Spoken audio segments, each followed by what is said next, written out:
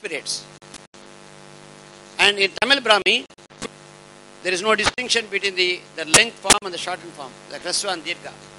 Only by invoking the language into consideration, it can be deciphered. So the Bhattiprolu system has been adopted for reading the Tamil Cave Brahmi inscriptions. This was first brought to our notice by Dr. Mahadevan, which K.V. Subramanian could not do it. So thanks to Dr. Mahadevan for introducing this particular aspect to the scholars. So in the case of the Bhattiprolu, what is written as shortened form is the lengthened form of the Ashokan Brahmi. One horizontal stroke over the ka, that is a long half for the Ashokan, whereas it is a short half for the Bhattiprolu. For writing the length form, one more vertical stroke is added at the end, hanging down. That's called the ka. So this is one thing. In the case of the Tamil Brahmi, there is no distinction. One horizontal stroke, it may be either represent the lengthened form or the shortened form. Only by invoking the language, we will have to distinguish the whole thing.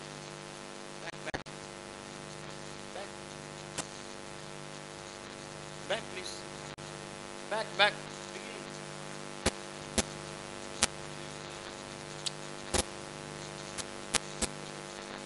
5 minutes. Please show some few slides. Okay, you can show the Kodumandala. I can finish it in 5 minutes. I have brought out the salient points. The Indo-Aryan migration had resulted in the use of the local dialect. To suit that, a few symbols have been introduced to suit the phonetical system. For example, in Sri Lankan Brahmi, which yesterday I said, Parnamitana reads all lingal la as lu only, Parumakalu. The Parumakal, it doesn't spell like. So the lingual la is common to Sri Lankan Brahmi and Tamil Cave Brahmi. That is one common feature. On account of the affinity of some of the letters common to Sri Lankan and Tamil Brahmi, there was a cultural bondage between the two countries, right from the time of the early pre-Ashokan Brahmi period. So that is one thing. So some of the letters like ma, ta, pa, I and la, they are found in Sri Lankan. They can be compared with the Tamil Brahmi. Next. So these are the common features. Next, please. Next.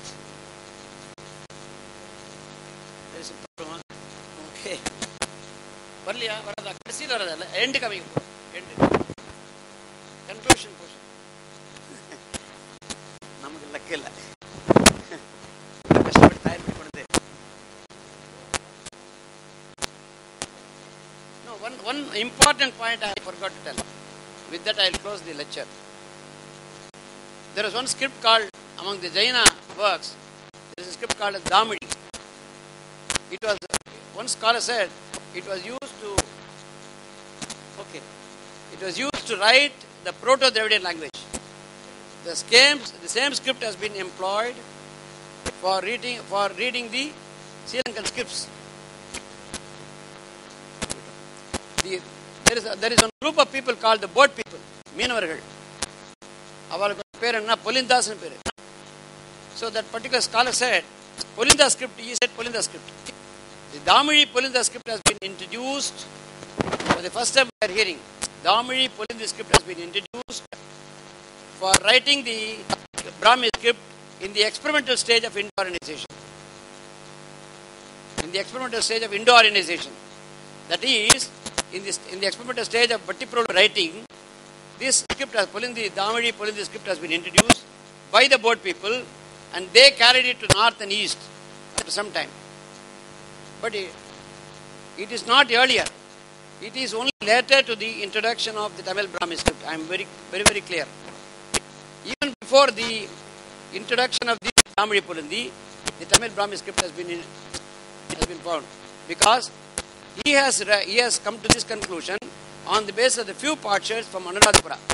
One is Anuradha with aspirate da, and another one is Aracha. A is also a very rudimentary form. But for writing the Aracha, no Indo-Aryan phonetic system need to be employed at all. So once the symbols and the method of writing are not as alien, then we can definitely conclude that Tamil Brahmi is germane to Tamil country. And we have not copied it from Pulinda script or Damani Pulindi script. Because that has been introduced only for Indo-Aryanization, which is later than the Tamil cave Brahmi. So the date is not later than 6th century BC, can be assigned to the Tamil Brahmi script on the basis of a number of evidences from excavations, excavated materials, and the skeletal remains found in different places. And for this, the C14 dating has also come to our rescue. Particularly Alchanur dating has come to 700 BC. The second stage has come to 700 to 600 BC. So it suits with the paleographical dating. Whereas in Sri Lanka, the Alchin's, according to Alchin's reports, the date given according to C14 and thermoluminescence dating, they do not coincide or corroborate with the paleographical dating. There is a gap of nearly 300 years, so hence it cannot be accepted. So, early, though Dr. Mahadevan says early Sinhala and the Tamil Brahmi are the derivatives of Maurya Brahmi, it cannot be accepted on account of the rudimentary nature and the symbols employed therein. Thank you.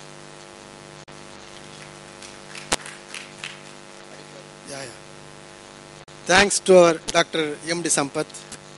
He has delineated a very important lecture and emphasizing that the Tamil Brahmi, but I will not call it as Tamil Brahmi, it is Tamil. It is Tamil. This script was originated in Tamil Nadu only, and it spread through other areas. And also the date to our Tamil he has dated to not later than 6th century BC on a very important basis, on the basis of paleography, on the basis of carbon dating and other evidences also. So we are really happy and we are really proud of hearing the remarks made by Dr. M.D. Sampath, because these remarks have come from the Director of Epigraphy, Government of Tamil Nadu, the retired Director of Epigraphy, Government of Tamil Nadu. Thank you. கட்டுரை சமர்ப்பிக்க திருமதி ஞானத்தாய் அவர்களையும் விஜயலட்சுமி ராமசாமி அவர்களையும் அவர்களையும்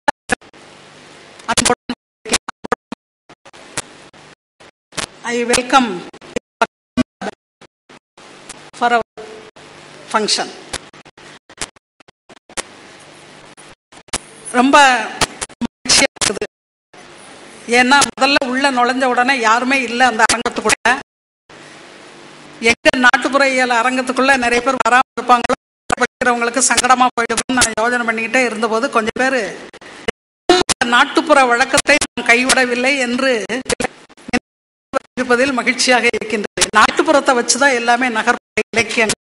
நாட்டுப்புற இலக்கியங்கள் இலக்கியத்திலே அதிகமாக இடம்பெறவில்லை, அது இப்பொழுது திரைப்படங்களிலே வந்து கொண்டு பலரையும் மகிழ வைக்கக்கூடிய அளவிற்கு இருக்கின்றது.